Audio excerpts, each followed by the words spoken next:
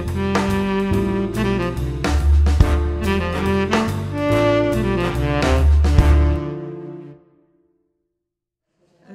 m'appelle Chantal Paris et j'anime un atelier d'aquarelle à Dieu suite à une exposition que j'avais faite en 2010. Exposition durant laquelle des personnes avaient demandé si je pouvais animer un atelier. Ce qui a été fait par Catherine Génial, la directrice de l'école de musique. Alors moi, je fais de l'aquarelle depuis une vingtaine d'années. Alors pourquoi l'aquarelle? Parce que je voyage beaucoup et que c'est le médium du peintre voyageur. Alors comment? Par hasard, un petit peu par hasard, c'est une amie qui m'a dit que Sylvie François Paume à Metz animait un cours d'aquarelle et qu'elle était super. Et j'avais toujours eu envie de peindre. Et en fait, le cours d'aquarelle était le samedi, jour où j'étais disponible. Donc c'est comme ça que je suis venue à l'aquarelle et que je n'ai pas cessé d'en faire. Alors mon talent, c'est le portrait.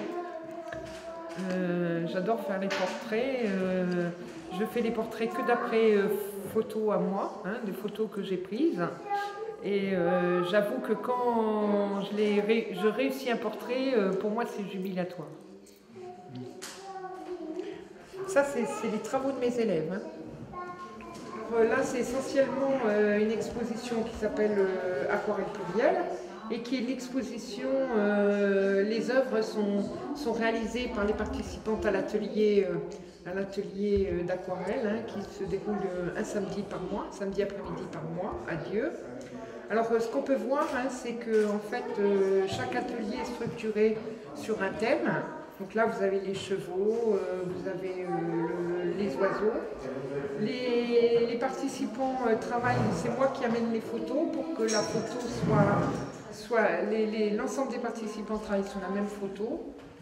Après, on voit les œuvres qui sont rendues, on s'aperçoit qu'à partir d'une même photo, on peut avoir des œuvres très différentes. Alors pourquoi? Pour deux choses, c'est que chacun a son regard et que c'est en fait le regard qui va faire aboutir une aquarelle parce que chacun voit selon son expérience, son vécu, son émotion, etc. Et ensuite vous avez le dessin. Le dessin, c'est comme une écriture, comme en écriture, chacun a sa façon de donner un coup de pinceau, chacun a sa palette qui lui est propre, et c'est ce qui est intéressant. Ici, ça va être un plus gros plan, par exemple, alors que là, c'est beaucoup plus éloigné. Après, vous avez la palette de couleurs qui est différente, vous avez la façon de peindre qui est différente. Et ça, il faut le confronter concrètement pour se rendre compte. En fait, c'est comme l'écriture, mais ça tout le monde sait, puisque l'écriture, c'est un usage courant. Donc tout le monde sait que chacun a sa propre écriture, sa façon de former les lettres. Par contre, en dessin, souvent les gens disent « Oh, mais moi je dessine pas bien, moi je dessine bien ».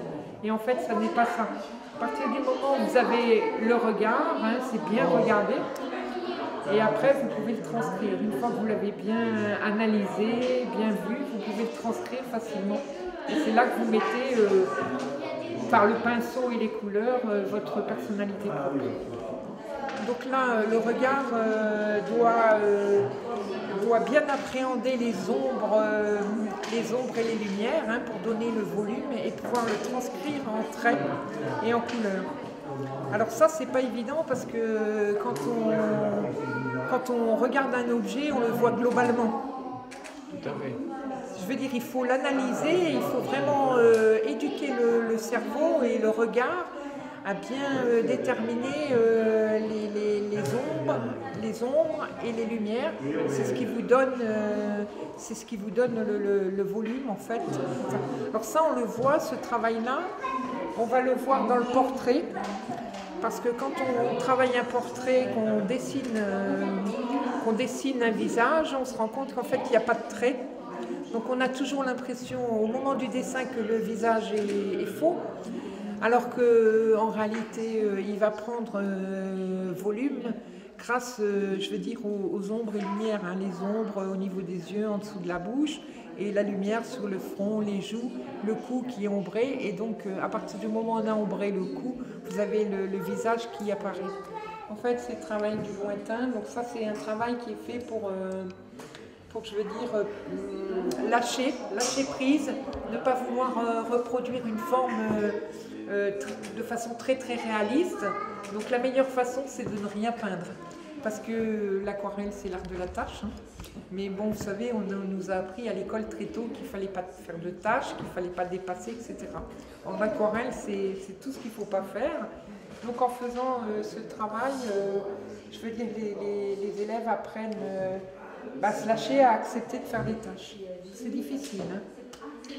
Alors, les matériaux, c'est des aquarelles, hein, le pigment, l'aquarelle, 2 pinceaux, du papier et de l'eau. C'est tout.